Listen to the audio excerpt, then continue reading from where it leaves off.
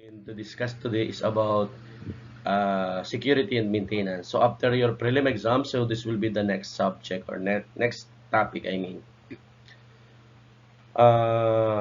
This topic covered the security and maintenance.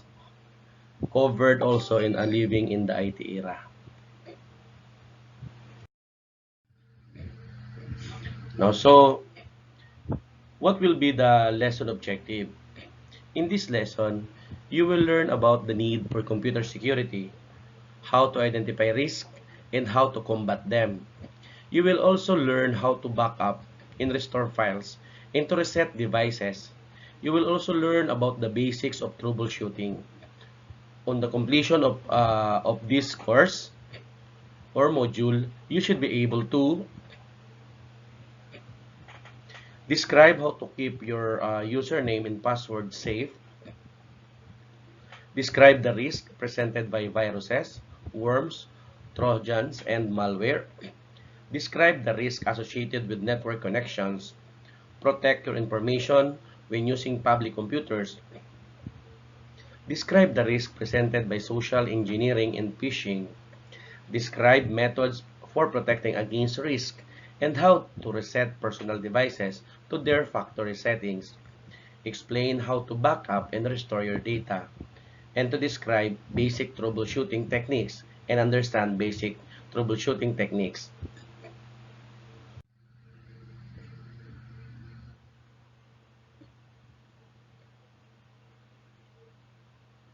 Now, uh,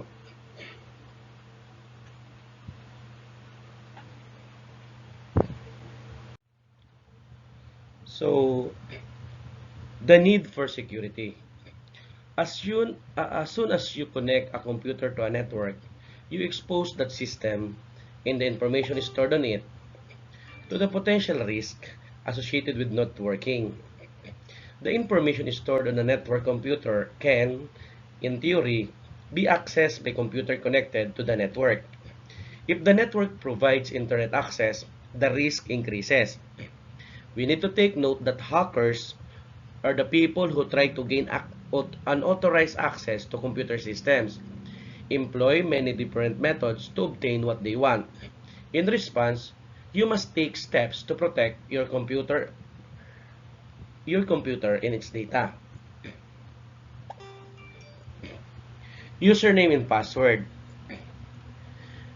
Your username and password protect your account from unauthorized access.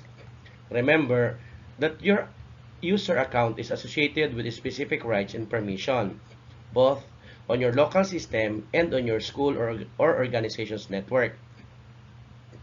Most attacks against network occur when unauthorized people guess or steal a user identity that is recognized by the system. By keeping your username and password confidential, you help to protect your personal data and the data on the network. Now, password protect your accounts. And you should take the following steps to create a strong password. Number 1, use a minimum of 6 characters. Sometimes a standard is set up by your school or organization. 8 or more characters is even better, with 15 characters considered the most secure. Number 2, include a mixture of numbers, letters, symbols, and capital letters.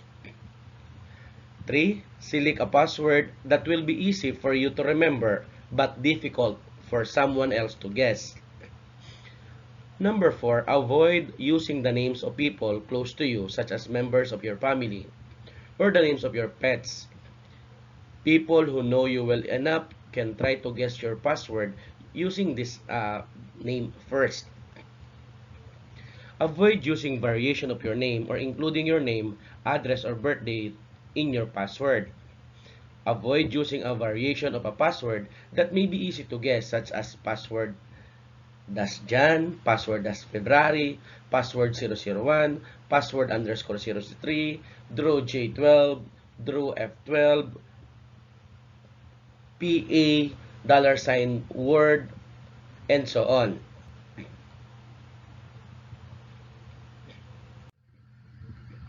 Keeping your account safe. Your account protects your files and your reputation. If you allow someone else to log on with your account, you can be held responsible for actions performed under your account name. For example, if someone sends threatening email from your account, recipient will think the messages came from you.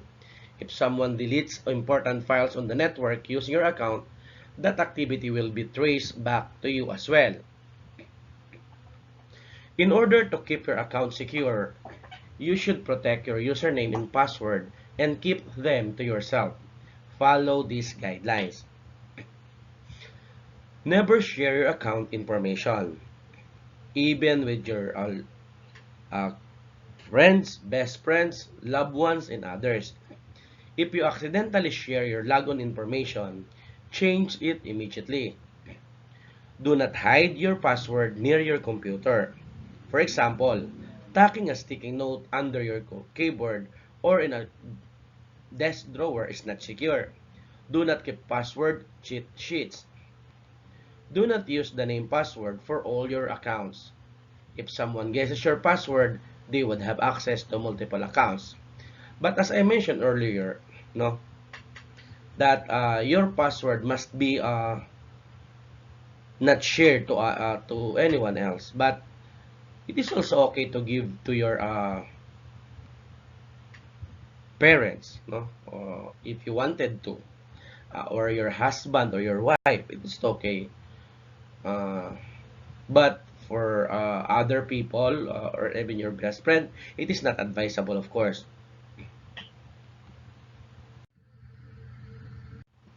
Before I will proceed to this identifying risk, I just want to give you a way on how you'll be able, or steps on how you'll be able to change your password. It is a good practice to change your password periodically. So for example, monthly, no, every 5th of the month, and others. To change your Windows 10 password in your computer, click Start, then click Settings, click Account, then click Sign In Options. Under Password, click Change. Type your old password, then click Next. Type your new password. Type your new password again as a confirmation. Enter a password hint, then click Next. Then click Finish. Often, if you are a member of a domain network, you will be required to change your password at regular intervals. If you are using a domain account, use these steps to change your logon password. Press Ctrl plus Alt plus Delete. Click Change a Password. Type your old password. Type your new password. Type your new password again as a confirmation. Then, press Enter. Locking the system. Ideally, you should log off your system if you are going to be away from it for any period of time. And this practice protects your computer and your documents. However, a more convenient option is to lock the system while you are away. When you lock the system, all your programs and files remain open and ready so you can resume working quickly. Windows displays an image on the monitor and you must enter the logon password before you can resume working. To lock the screen or system, click Start, click your account icon in the upper right corner of the Start menu, then click Lock.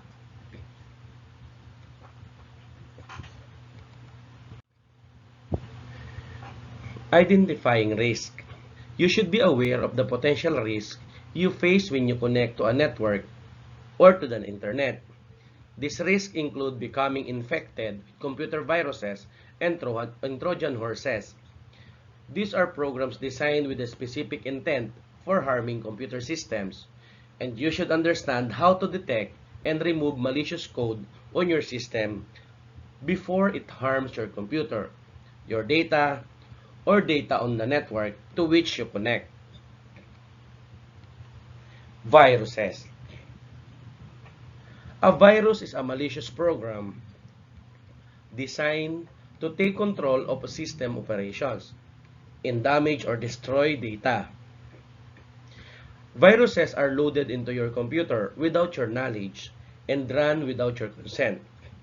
All computer viruses are human-made and are often designed to spread to other computer users through networks or email address books. Viruses can be transferred via email attachments, program or file downloads, and by using infected disks, CDs, or flash drives. If you pass an infected drive to a coworker, that coworker system can also be infected. Similarly, a colleague might inadvertently send you an email attachment infected by a virus. If you attempt to open or print the file, the virus will engage. Email attachments have long been a favorite way to spread viruses. A virus can, of course, display harms messages on the screen. A virus use all available memory, thereby slowing or halting all other processes. A virus corrupt or destroy data files. And a virus, of course, can erase the contents of the entire hard disk. A worm. A worm is a self-replicating program that consumes system and network resources. The difference between a worm and a virus is that a worm automatically spreads from one computer to another, whereas a virus requires some form of actions. For example, a user must pass an infected disk to someone else, or must forward an infected email message. A worm can reside in active memory and replicate on the network. Worms can spread to all computers connected to a network and are commonly spread over the internet via email attachment. Trojan or Trojan horse. It is a program designed to allow a hacker remote access to a target computer system. The code for a Trojan is hidden inside seemingly harmless applications, such as games. Trojans are installed on the target system when the user runs an infected application. Unlike worms and viruses, Trojans do not replicate themselves or copy themselves to other files in disk. Once installed on the target system, the Trojan can allow a hacker to take control of the target system, steal information, install other software including viruses, download or upload files, or crash the system. Trojans can be accidentally installed through software downloads. For example, a Trojan might be hidden in a software application download from a network, through websites containing active content that is in the form of ActiveX control, or through an email attachment.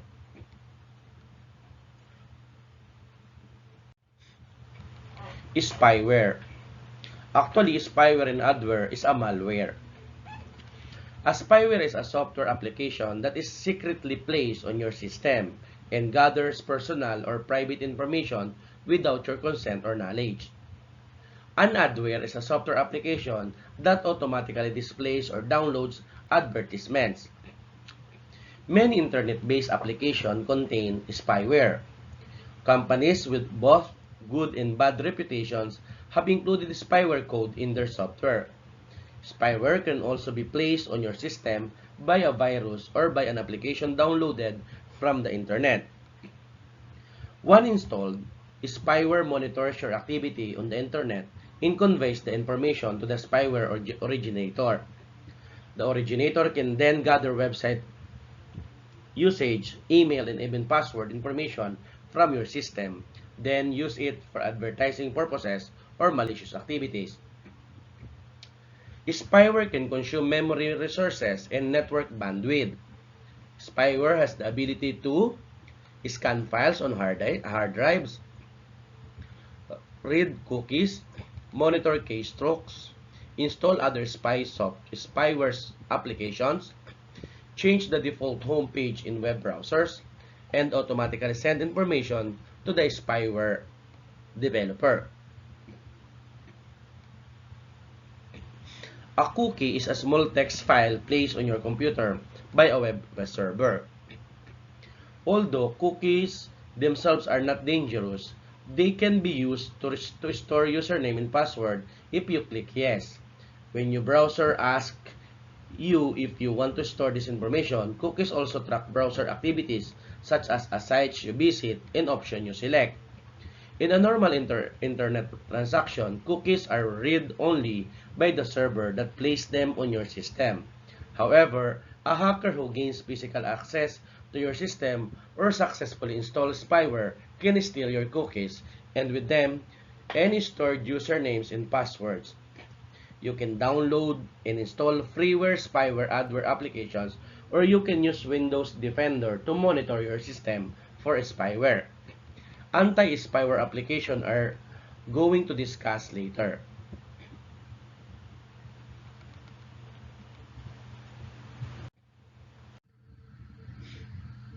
Network connection. Anytime you join a network, you open your system up to possible connections from other systems participating in the same network. Infected systems or would-be hackers connected to the network always present a risk. Wired connection.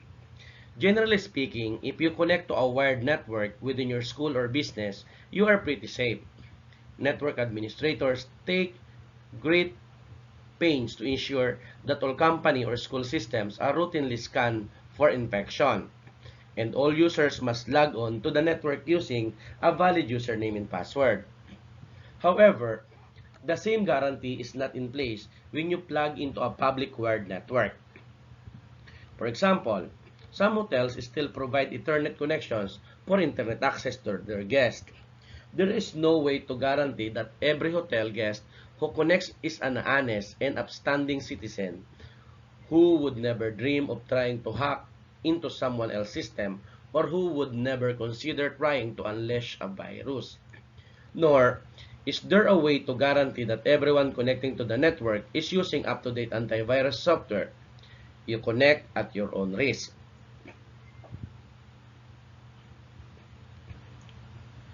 We have what we call wireless connections.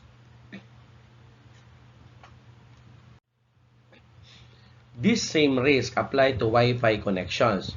Anyone can join a Wi-Fi network provided by a public spot or hotspot. Even if you connect to a secure network, one that requires a passphrase provided by a hotel, for example, you still do not know who else is on the network. No one can guarantee that all the systems connected are virus-free, and no one can guarantee that there is not a hacker lurking in the background waiting to find a system he or she can exploit. Participating in ad hoc networks, those which do not use an access point, is dangerous. Wireless systems connect directly to one another in an ad hoc network. There is no access point at the center to relay signals among the participants. There is also no authentication required. That means anyone within range can connect, with or without your knowledge.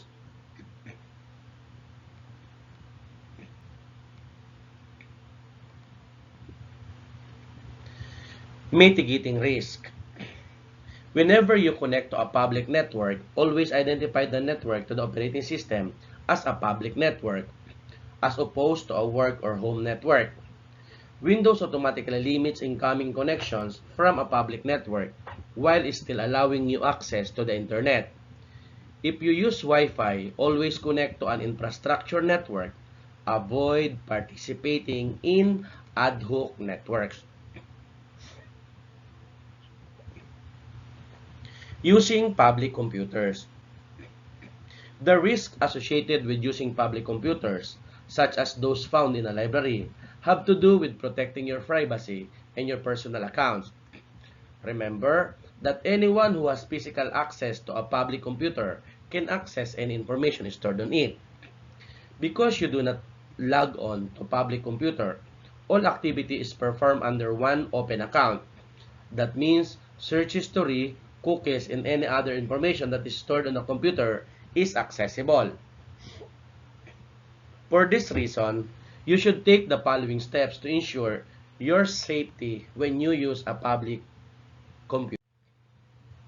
Number 1, Log out of online accounts.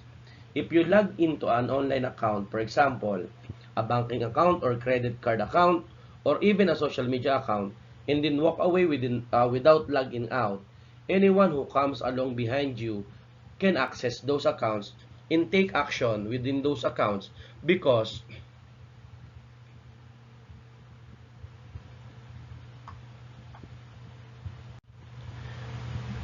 maybe because you are still logging. You are leaving yourself wide open to both monetary theft and identify theft. Number two, clear caches and cookies. Browser stored information such as browsing history and search history in a storage location called caches, pronounced as caches, which are located on the hard disk. Browsers also stored cookies, small text files, and contain information pertaining to website activity from sites that you visit. These entries are stored in plain text so anyone can navigate to and view them. If you want your online activity to remain private, use the built-in features in your browser to clear these entries. You will learn how to work with browser in a living online module later. Also, do not allow the browser to store your password for online sites account. Last, of course, is log out of the operating system. If you use a shared computer at school or at work that requires a personal logon, always log out when you are finished. Logging out prevents other users from using your account to access personal files stored under your profile. Additionally, logging out prevents an authorized user from gaining illicit access to the network. Social engineering. It is the practice of tricking users into giving out passwords or other types of access information. Social engineers possess as fellow employees or classmates, technical consultants, or cleaning staff in order to gain the trust of real employees or students. Social engineers count on people's desire to be helpful. For example, a social engineer may wait near a secure door that requires a smart card for access and wait until a legitimate employee is about to enter.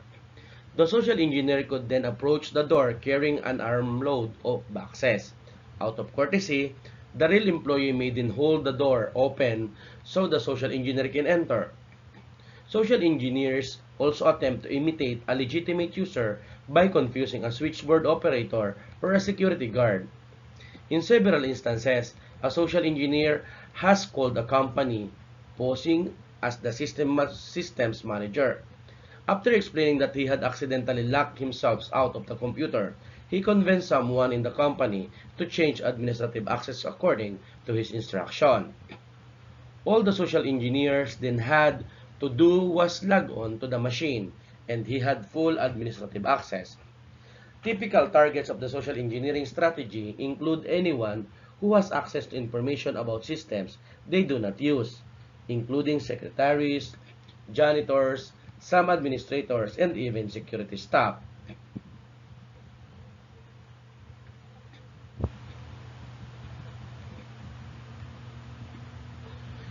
Reducing the risk of social engineering. The best way to guard against becoming a victim of social engineering is to recognize common social engineering practices. Following is a brief list of social engineering strategies. Posing a technician as a technician and using that implied authority to cause employees to divulge informations, to make configuration changes to servers, or to obtain sensitive information. Confusing or intimidating an employee or guard into allowing physical access to a building. Sending official-looking email messages to all employees with instruction that cause them to reveal sensitive information.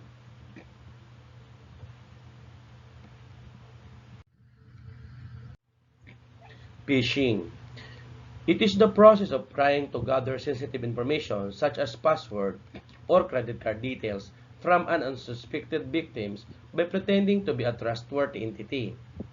Typically, a phisher sends a legitimate-looking email message that appears to come from a legitimate source, such as your bank or credit card company. The email message generally includes a false alert and instructs you to take a particular action. For example, you might receive an email message altering you that suspicious activity has been detected on your credit card account. The email will include a link and directions that instruct you to click the link to visit the website where you will be expected to enter account-specific information. When you click the link, you are taken to a fraudulent website made to look just like the legitimate site. When you update your personal information such as password, credit card, or bank account number on the fraudulent website, the phisher captures your information and can then use it for malicious purposes, including identity theft. To protect yourself against phishing, enable the anti-phishing features in your browsers. Check an unknown site manually in web browser. For Internet Explorer, click Tools, point to Safety, then click Check this website. Avoid clicking links in email messages. If a message appears to have come from a bank, credit card, company, or government agency, you just first call the organizations directly to discuss the email message. Open, you will be informing the genuine company that a fraud scheme is in place so they can send appropriate notices to their clients. Before logging in to the secure site, check the address bar to be sure that address starts with a legitimate site name. As much as possible, it must be in the HTTPS format in your hypertext transfer protocol. Secure.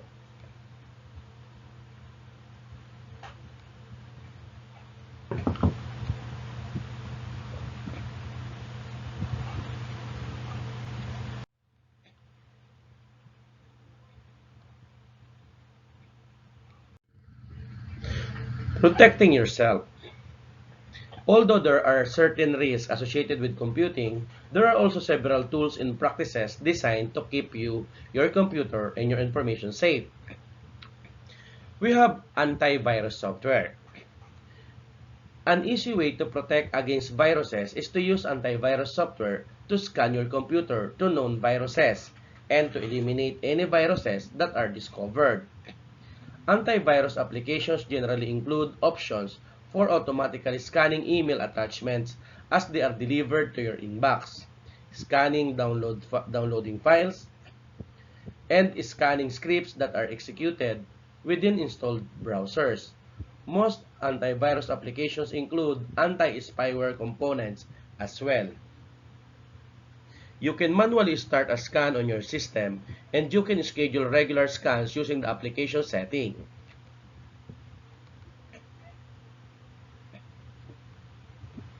As soon as you install the antivirus software, scan the computer for any possible viruses that could already be resident, and you should also schedule regular system scans. Additionally,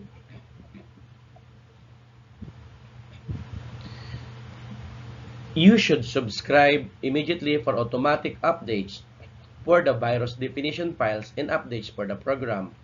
All versions of antivirus software include free and frequent updates to the virus definition files that enable the program to recognize and remove the latest viruses. You can configure the software for automatic updates through the application settings. Always keep your antivirus program updated. It is generally a good practice to scan the system again after updates are installed.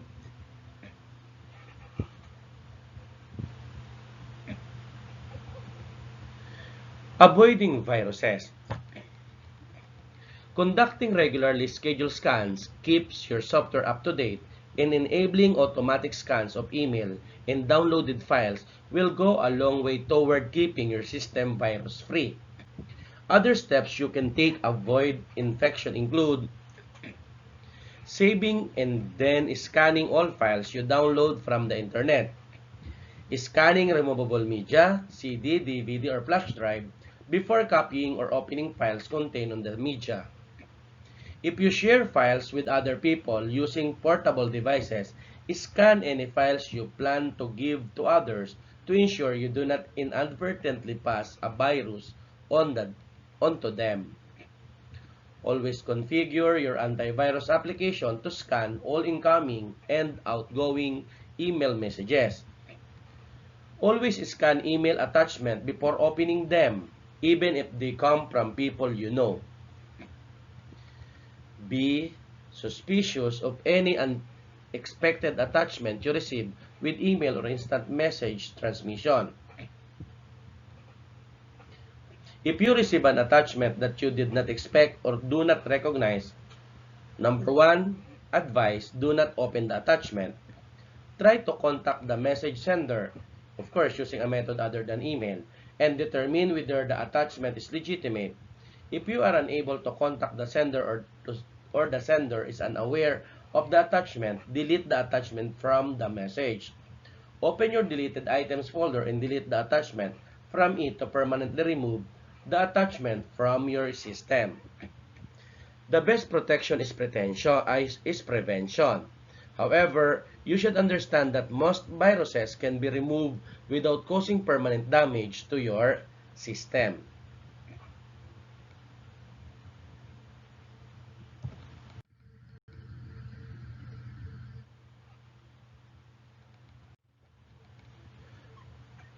Before firewalls, how will be able to remove viruses? When an antivirus program is running, it will scan the files you select. When it finds a virus or threat, it will give you the option to quarantine or remove the threat. If you elect to quarantine the infected files, the antivirus program will place the infected file in a quarantined or vault area where it cannot infect other files. Quarantined files can usually be deleted at any time. If you elect to remove the file, the antivirus program will permanently delete this file from your system. You usually do not need to do anything else. If the antivirus finds a virus that cannot be removed, it will still quarantine the infected file. You may be able to find a removal tool for this virus on the antivirus program's website. Generally, you will need to download the file and then follow the instruction for removing the virus from your system. Alternatively, you may need to research how to remove the infected file manually. It bears repeating that it is extremely important to keep antivirus software up to date and configure to automatically download updates. It is equally important to keep the email scanner and resident scanner portions of the application turned on. Regular system scans are recommended and this can be scheduled. You can also manually start a scan at any time.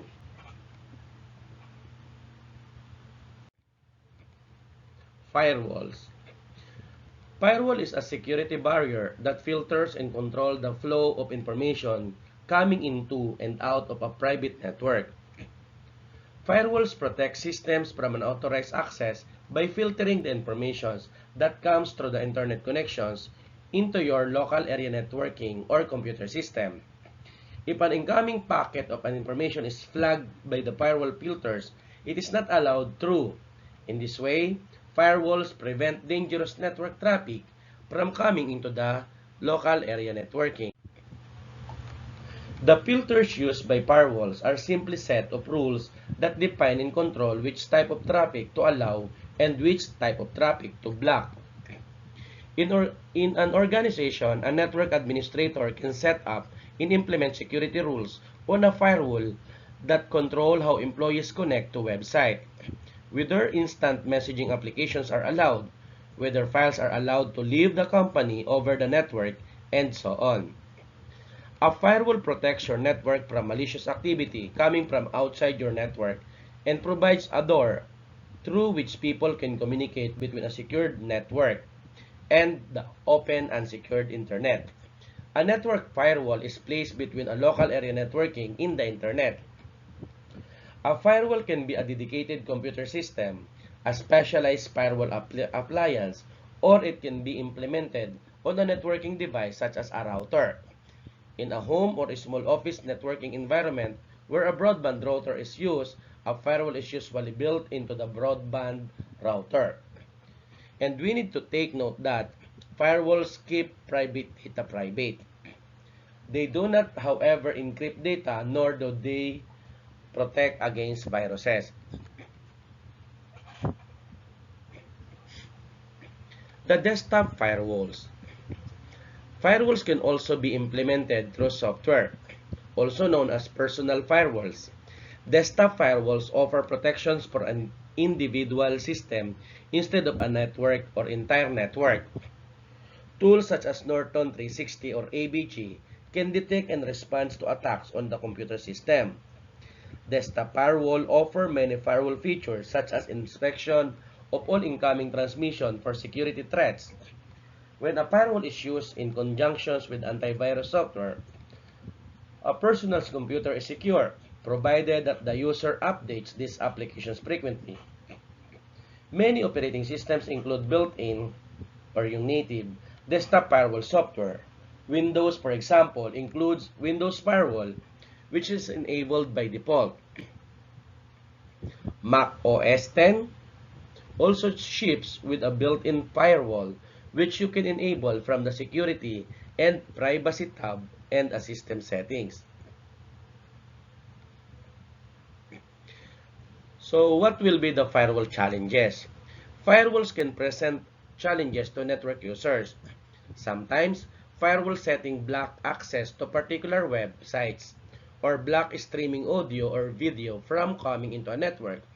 If your corporate system is behind a firewall and you have difficulty connecting to specific internet sites or services, you may need to contact a network administrator who can then adjust the firewall configurations. You may also learn, however, that the service or website you want to access conflicts with your organization's security policy. Monitoring software.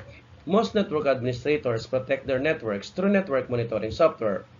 This program tracks and record network activity such as user logons, server performance, and network traffic conditions.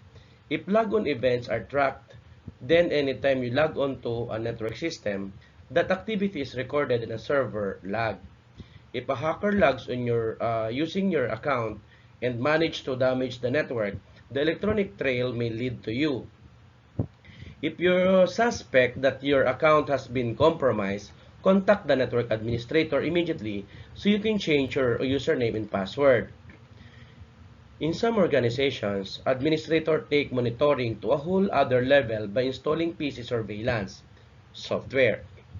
Software of this type records all PC activity, allowing the administrator to capture your keystrokes, view screenshots, and see your email, instant message conversation, and web activity.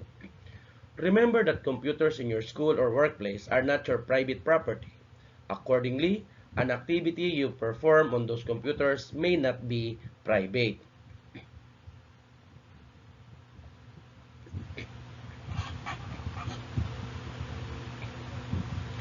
Conducting safe e-commerce transaction.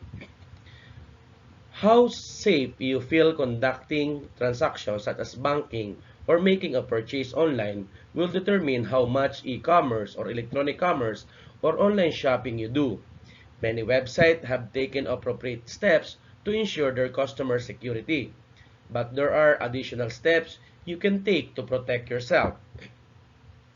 Take note, be selective. If you want to shop online, shop from companies that have a good reputations and are well known for providing a good customer service, a reliable delivery, and a fair and easy return policy.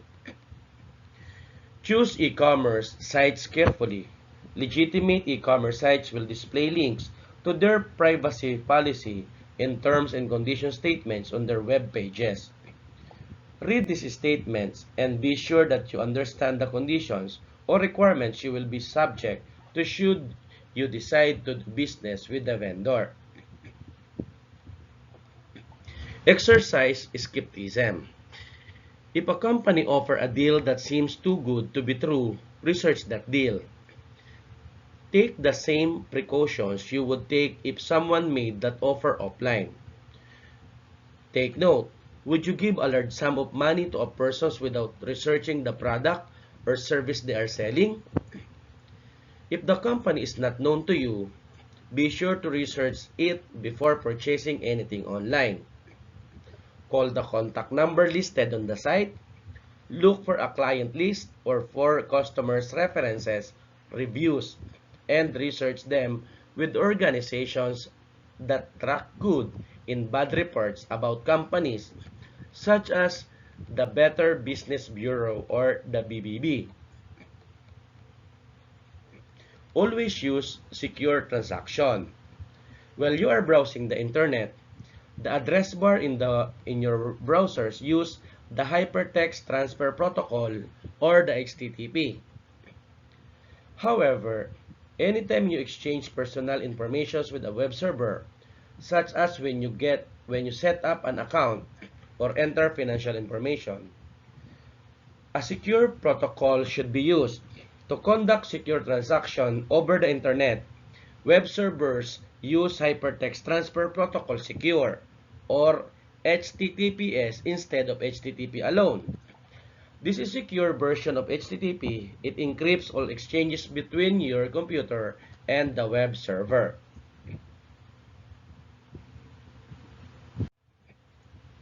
The HTTPS protocol and black icon in the address bar indicate that you are in a secure area of the vendor's website and that transactions can be conducted safely. Web transactions are secured using encryption, which is the process of converting data into an readable form. Click the lock icon to view details pertaining to the security of the connection. The web server proves its identity to the browser through a digital certificate. A digital certificate is a small file that provides the identity of the individual or company over the internet. A trusted third party, called a certificate authority or CA, is responsible for verifying the legitimacy of the digital certificate. You can view details about the digital certificate by clicking an option presented in the web browser. Always look for the HTTPS protocol and the lock icon to ensure that you are conducting secure transactions over the internet. Other symbols that may display on the page indicating that you can trust the vendor are nice to look at but do not guarantee that transactions are secured. Your browser has built-in features to let you know when transactions are secure. Use them.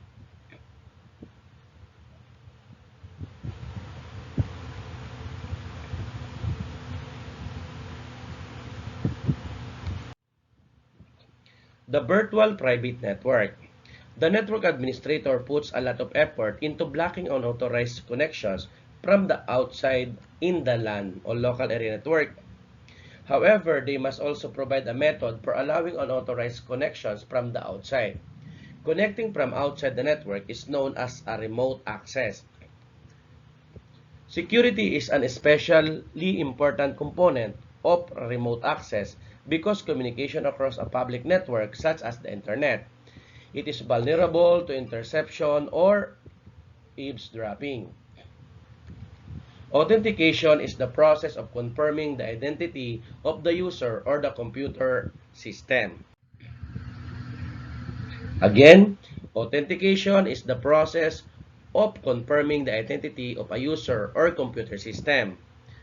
Encryption is the process of converting data into an unreadable form or text, which then requires a decryption key in order to be read.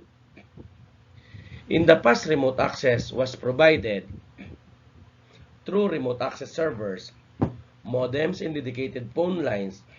In most modem networks, however, access is obtained using a virtual private network connection. A VPN is encrypted connection between two computers. VPNs allow secure private communication across long distances. Again, a VPN is an encrypted connection between two computers. VPNs allow secure private communications across long distances using the internet as the pathway for communication instead of using a dedicated private line. VPNs make it possible for telecommunicators and traveling remote employees to establish a secure connections to the company network from outside the company premises. A VPN also make it possible for a company with several satellite offices to establish secure connections between all their locations.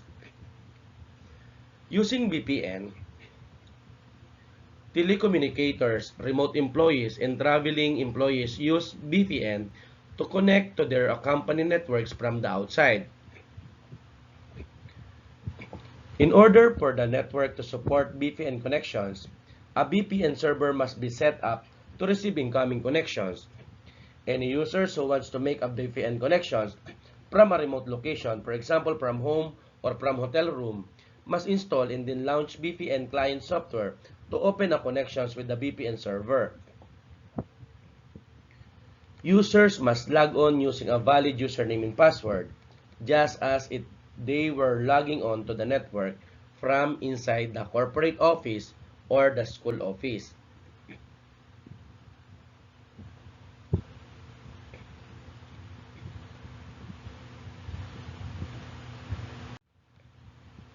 Backup and restore. A computing device is useful only if the data is contained is valid and accessible. An easy way to protect data is to schedule regular backups. Backup is a duplicate copy of a program, a disk, or data made either for archiving purposes or for safeguarding files from loss if the active copy is damaged or destroyed. Backup should be written on a storage medium other than the source of the backup. That is, if you are backing up your hard drive, do not create the backup on the same hard drive.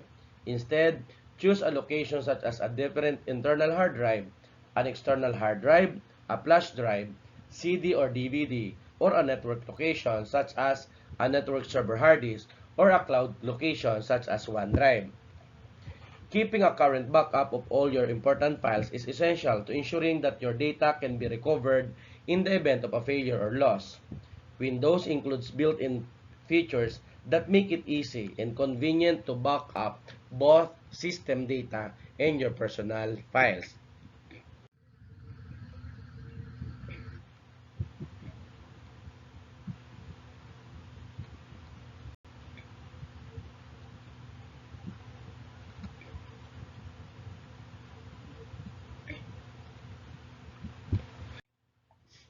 Back up your personal files. The operating system, drivers, personalization setting, apps, and other software can be reinstalled on a computer fairly easily should they become damaged or accidentally deleted. Your personal files, on the other hand, cannot be easily replaced or recreated. Your personal files are your documents, your photos, videos, downloads, and so on. Think of how long it took you to create and refine your office files. Think of the old photos you have scanned and saved on your disk, or the new wedding or graduation day videos you might have transferred to and even edited on your computer. Would it be easy to replace this if something happened to your hard drive? Your personal files are the most important items to back up on your computer. You have choices on how you want to back up your personal files, including copying files to cloud storage. This is an easy as dragging important files to your local OneDrive, Dropbox, or iCloud folder. You have already learned how to back up files using cloud storage. Using file history in Windows 10. This feature configures Windows 10 to automatically create an hourly backup of your personal files whether the destination media is connected to the PC. For example, an internal hard drive or flash drive. Using Windows Backup and Restore. It is features from Windows 7 that configures Windows to automatically create a weekly backup of all important files of the computer. This includes your personal files and the files saved in the default Windows folder. It is used by the operating system. Actually, these are the operating system files, settings, registry entries, and so on. Backup and restore requires significant storage space. We have file history. The file history feature is the main backup tool in Windows 10 for backing up your personal files. Additionally, it is automatically stored a version story for your files, allowing you to restore previous version of a file if needed. To use file history, configure it once and keep the selected backup media connected. To configure the feature, connect an external drive, open the setting app, and then click Update in Security to open the Update in Security window. In the left pane of the window, click Backup. Then, click Add a Drive. Then, select an external drive in the Select a Drive window. The Automatically Backup My Files option will appear and will be automatically turned on. Windows will back up your files to the drive whenever you connect it to your computer. Then, click More Options to view the backup option page. Use the setting on this page to control how to open to backup and how often to keep backup files. You can create a backup immediately by clicking the Backup Now button, and you can specify which folder under your user profile to include in the backup. By default, these folders include desktop, documents, downloads, music, pictures, videos, and more. You can add or exclude folders as required.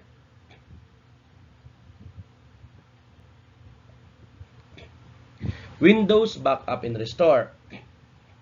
You can use Windows Backup and Restore to back up the entire system or only the files and folders you select. You can allow Windows to choose what to back up, or you can select the individual folders, libraries, and drives that you want to back up. By default, backups are created on a regular schedule. You can change the schedule and you can create a backup manually at any time. Once you set up Windows Backup, Windows keeps tracks of the files and folders that you are new or modified and adds them to your backup, assuming that your specified backup storage media is connected to the system at the time of the scheduled backup. If you have never used Windows Backup before, you need to set it up first by following the steps in the wizard. Open the control panel and navigate to System and Security.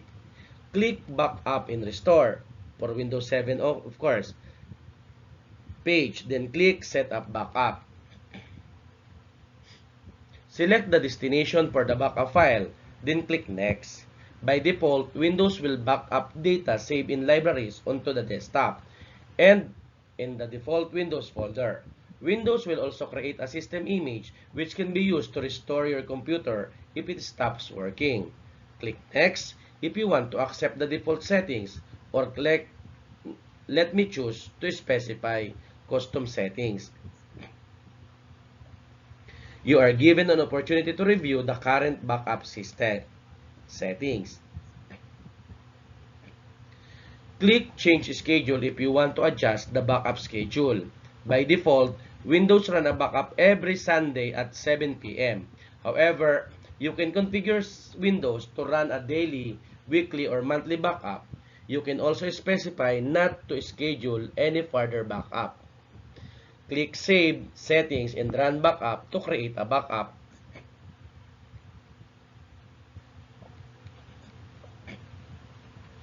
In restoring personal files, if you accidentally delete a file that you need, or if one of your files become corrupted, you can easily restore it to your hard drive from the saved backup media. If you back up using OneDrive, simply copy the required files or folders from the OneDrive folder and paste them in your hard drive using File Explorer. If you back up using File History, open the Setting app, click Update in Security, click Backup, and then left pane, click More Options, scroll to the bottom of the window and click Restore Files from a current backup. Select the files or folders you want, then click the green button to restore them to your computer.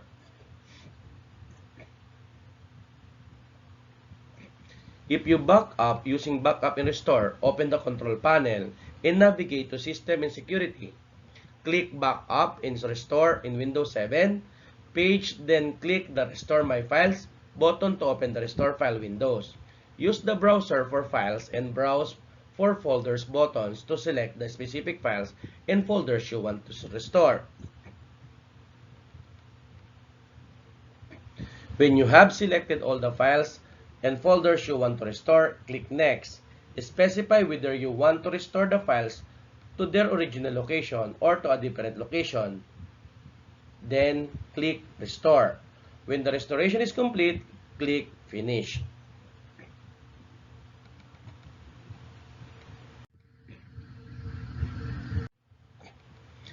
To secure the backups, as an individual user, you may not give much thought to backing up. You have complete control over how often you back up your files, or whether you even back them up at all. However, the people responsible for protecting an organization's data must adhere to well-defined backup policies and procedures. Businesses which handle other people's personal information are required by law to maintain and secure backups for a requisite number of years. For example, financial information or medical information. That is, the data must remain accessible and it must be protected from unauthorized access. Maintaining secure backups requires a compliance with at least the following rules. The backup should be redundant. That is, there should be more than one copy of any given backup. At least one copy of the backup should be stored off-site. Storing backups is another physical location ensured that if disasters like earthquake or a fire strikes and a company's computers are destroyed, along with any backups that are stored on the premises, there is still a copy of the backup data that is safe. Off-site storage location must be secure. That is, only authorized personnel should be able to physically access the backup media. Actually, those with a key or a passcode. Backups should be encrypted.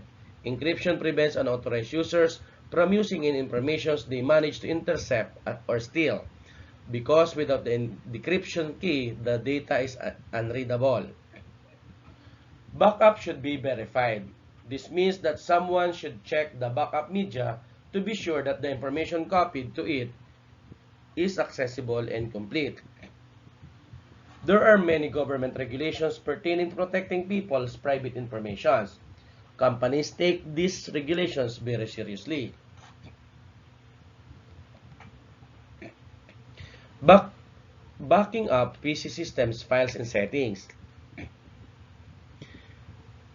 System files are vital to the functions of the operating system, and they can become corrupt over time.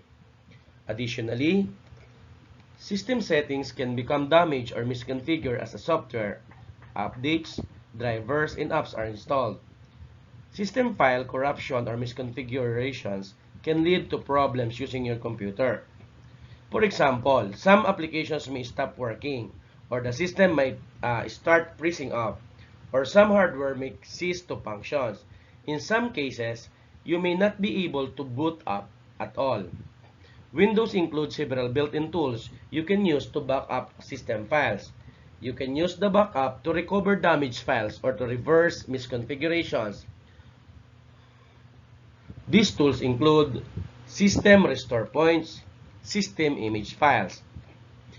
Even if you are not experiencing enough to use these advanced tools to recover or repair your computer on your own, system file backups are invaluable tool in the hands of a technical specialist who can use them to restore your system for you.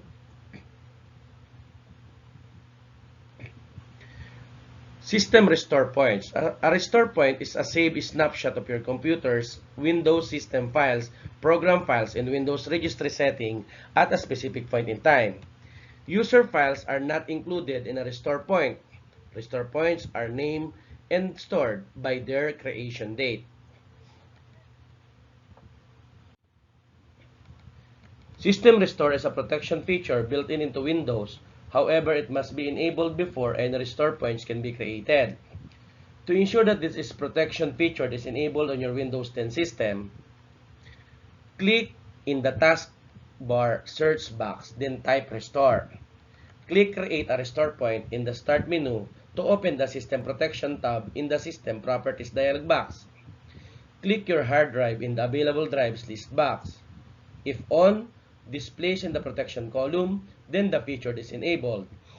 If protection is turned off for your hard drive, click Configure. Click Turn on System Protection. Drag the max usage slider to about the 5% point between the first two tick marks on the scale. This reserves a portion to a hard disk for storage of restore points. Click Apply, then click OK. Click OK once more to close the System Properties dialog box.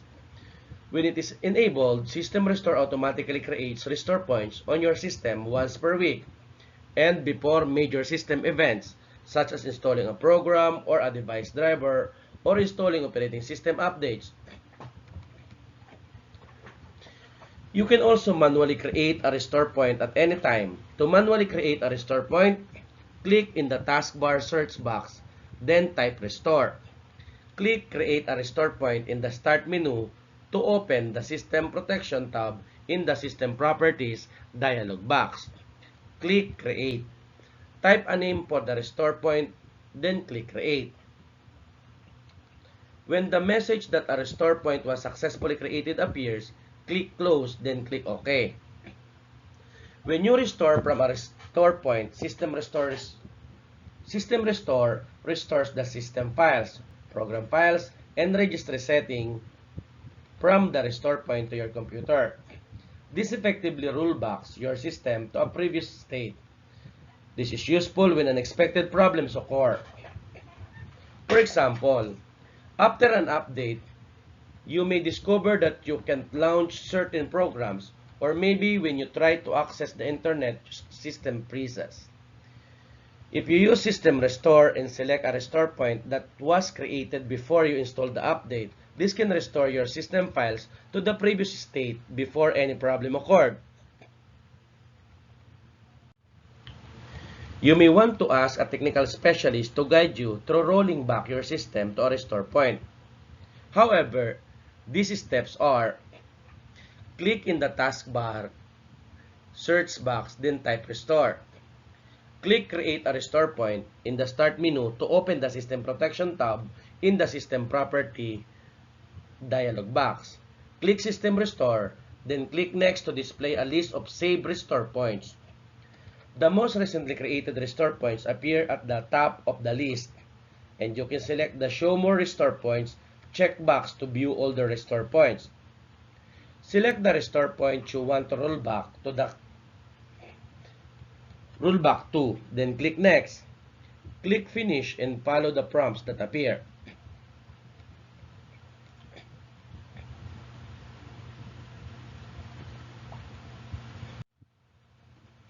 System image or repair disk. A system image is an exact image of a hard drive. It includes windows in your system settings, programs, and files. You can use a system image to restore the contents of your computer. If your hard drive on computer ever stopped working. When you restore your computer from an system image, it is complete restoration. You cannot choose individual items to restore, and all your current programs, system setting, and files are replaced. When you create backup using Windows Backup and Restore, Windows create a system image. When the image is created, you are given the option to create a repair disk, which you can use to boot your computer and begin the process of recreating your system from an image. You can also create a system image at any time by following the steps. Number 1, connect an external hard drive or other removable media with a large storage capacity. Click in the taskbar search box, then type backup. Click backup and restore in Windows 7 control panel in the start menu to open the backup and restore Windows 7 page in the control panel. Click the create a system image link. Select the media in which to create the image, then click next. Confirm the setting, then click start backup. A technical specialist can guide you through the process of recovering your system from an image file, or you can provide the image file media to the specialist if he or she will be making repairs.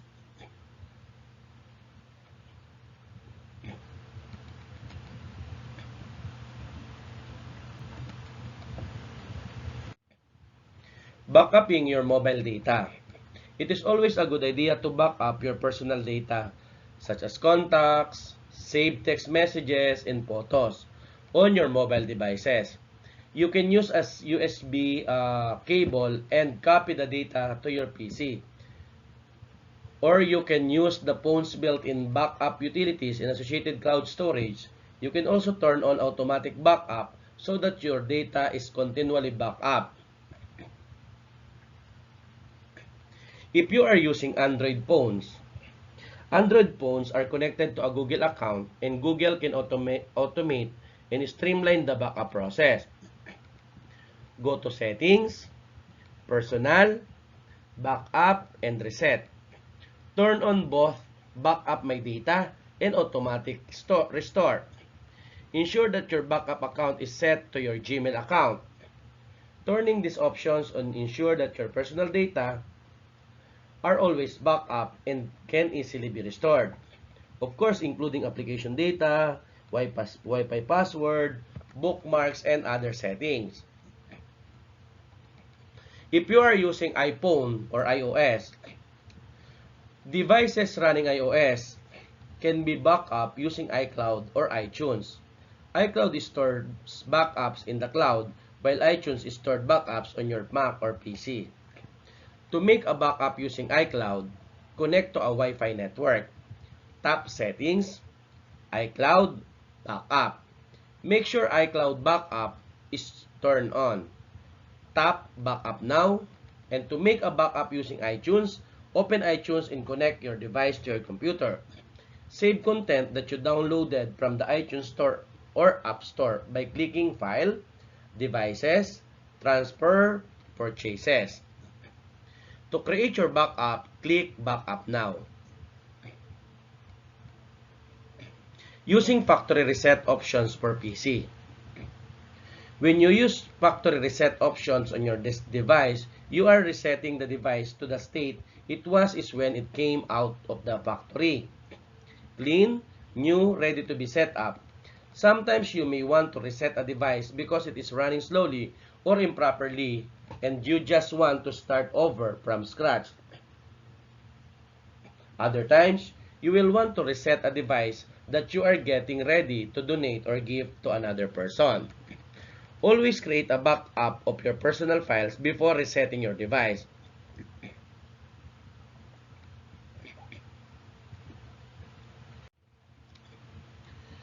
Windows 10 Refresh and Reset. The Refresh and Reset options enable you to restore the Windows operating system to a default configurations without having to reinstall the operating system from a DVD or USB drive. Refreshing a PC. It gives you a fresh installation of Windows without deleting your personal files, your personalization settings, or apps that you installed from the Windows Store. Applications that you install from installation media or from the internet will be removed, however. If you are experiencing problems with your computer, performing a refresh may resolve the issue. For example, the computer presets or applications will not load. Resetting a PC. Resetting a PC gives you a fresh installation of Windows and preserves nothing. It is just like formatting the hard disk and starting over with a fresh installation of the operating system. All your personal files, personalization settings, apps, and applications will be removed, and your PC setting will be changed back to their defaults. Use the reset options to set your computer back to its factory default states. These options also allows you to fully clean the drive, which is considered best practice if you want to donate the PC because it makes it difficult for other people to recover the files you remove. To refresh or reset your Windows 10 PC, click Start, Settings, Update in Security. In the left panel, click Recovery. Then under Reset this PC, click Get Started. In the Choose an Option box, select either Keep My Files or Remove Anything. Resetting mobile devices. Mobile devices include a factory reset feature that restores the device to the state it was and when it left the factory. Resetting such as personal accounts, ringtones, screensavers, network passwords, and so on. Resetting your phone or tablet may be necessary for troubleshooting purposes, although most people use these options only when they are planning to donate or gift their mobile device. Remember that if you use a GSM mobile device, the installed SIM cards include your personal account information. Always remove the SIM card before donating or giving your phone to someone else. Always back up your personal files before resetting. For Android phone, depending on the version of Android you are using, you may find that in addition to an option for performing a factory data reset, you can use option for resetting only the phone settings or for resetting only the network settings. To restore your Android device to its factory setting, go to Settings, Personal, Backup, and Reset. Tap Personal Data Reset. Tap Reset Phone. If your smartphone or tablet has expandable storage, the menu may ask if you like to wipe the external memory card, which is not really necessary since you can pop the card out of the slot. How about if you are using iPhone or iOS? In iOS 7 and up, a security feature called Activation Lock requires an Apple ID used to set up the phone initially in order to reset it. If you do not disable Activation Lock, the next person who gets your iPhone won't be able to use it. You can disable the Activation Lock by turning off iCloud, Find My iPhone. To turn off iCloud or Find My iPhone, go to Settings, tap iCloud, scroll to the bottom of the screen, and tap Sign Out. Enter your Apple ID, iCloud password if prompted. To restore your iOS device to its factory setting, go to Setting, tap General, tap Reset, tap Erase All Contents and Setting, and enter your passcode if prompted. Tap Erase to proceed. Take note, industry experts recommend that you encrypt your phones or tablets data before resetting if you plan to sell or give your phone away. Encrypting the data before resetting ensures any personal data left behind will be unusable, even for people with advanced technical know-how. Troubleshooting. Troubleshooting is a systematic approach to solving a problem. Essentially, it is an organized process of trial and error. You may need to try several different approaches before you can narrow down and find a solution. And generally, you use a process of elimination. This means you make it a list of things that could be causing the problem and then test them out one by one to eliminate them as the cause. Here are some general troubleshooting tips. Write down your steps. This will help you remember exactly what you've done and prevent you from testing the same possible causes again. Or, take detailed notes about any error messages you see, writing down as much information as possible. Or, you can use the snipping tool built into Windows to take a screen capture of the error message. Having a record of the error messages can help you research them online or describe them to a professional who is trying to help you resolve your issues.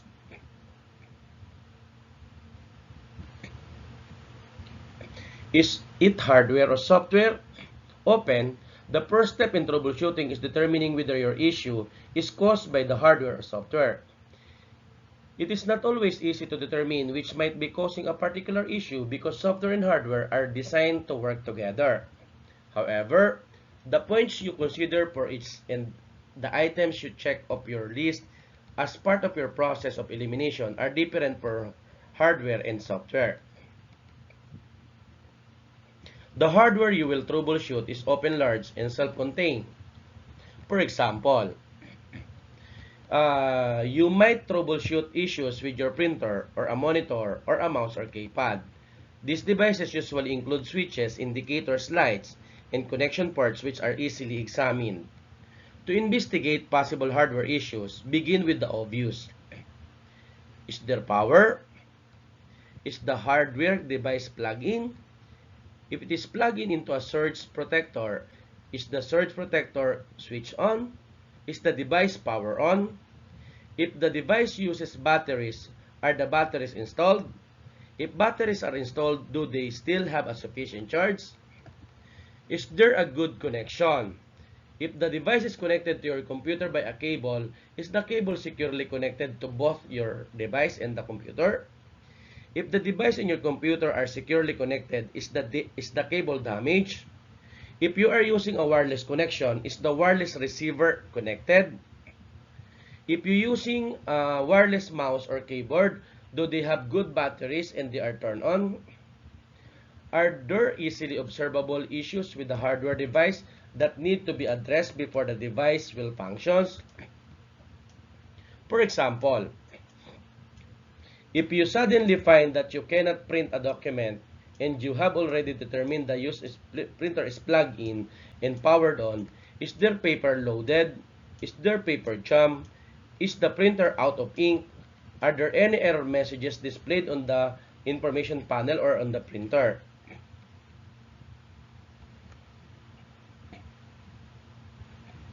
And of course, the software. Software issues are sometimes a little more difficult to track down.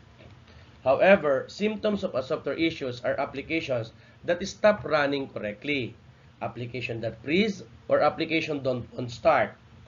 Software issues can also cause the computer to freeze or not boot up correctly. Things to consider when you run across issues like this include: did you install an update recently? Sometimes operating systems updates can cause errors when an application program. The next question to ask yourself are: does closing and then restarting the application solve the problem? Does restarting the computer and relaunching the application solve the problem? Is the application up to date? Can you find and install updates for it? Can you run the application program in compatibility mode? If your system freezes up consistently or will not boot correctly after installing an update, cloud rolling back the update using a restore point resolve the issue. Could your system be infected with virus?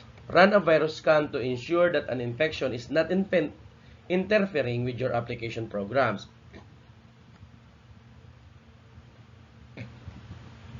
Troubleshooting connection issues. Another common cause for troubleshooting is network connection issues. Your system might be humming along just fine, and then all of a sudden, you can no longer connect to the internet. There are a few things you can check and try before calling the IT staff at work or school, or before calling your ISP if you are experiencing network problems at home. Check your IP address using either the inconfig, ifconfig, command line tool, or the Windows Network in Sharing Center.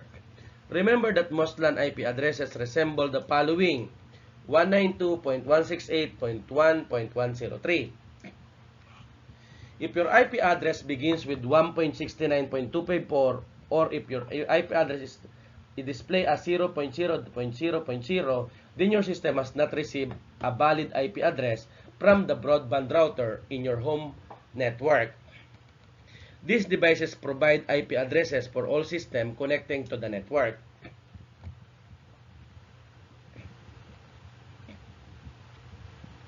If your system has a valid IP address, but you cannot connect to the internet, you may need to restart your broadband modem. Sometimes, your ISP will send software updates to their users. Modems and open the modem requires a restart. Turn the modem and the broadband router off for 1 minute. Restore the modem. Once the modem is up and running, restart the router. Once both the modem and router have been restarted, restart your computer once more.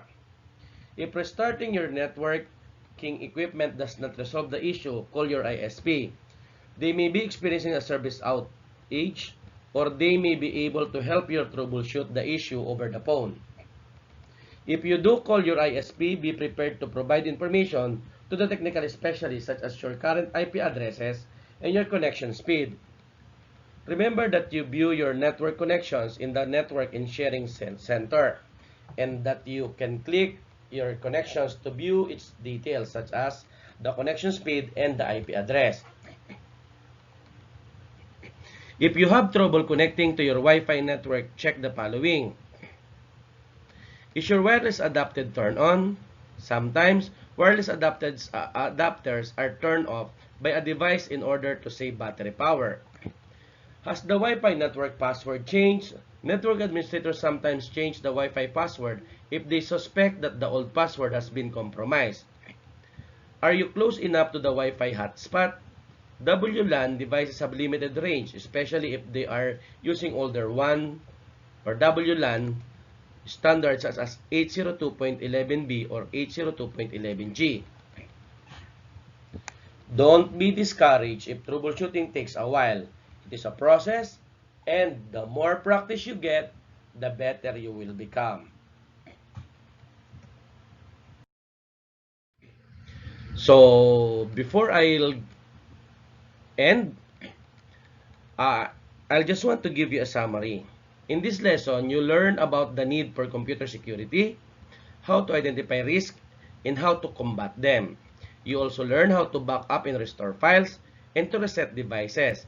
And you learn about the basic of troubleshooting, and you should now be able to explain the need for security, describe how to keep your username and password safe, describe the risk presented by viruses, worms, trojans, and malware, describe the risk associated with network connections, protect your information when using a public computers, describe the risk presented by social engineering and phishing, describe methods for protecting against risk, explain how and why the backup or to backup and restore your data in your settings.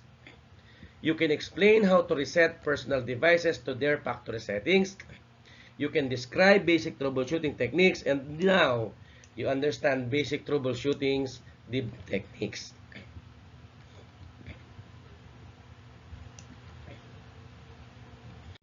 So, thank you, and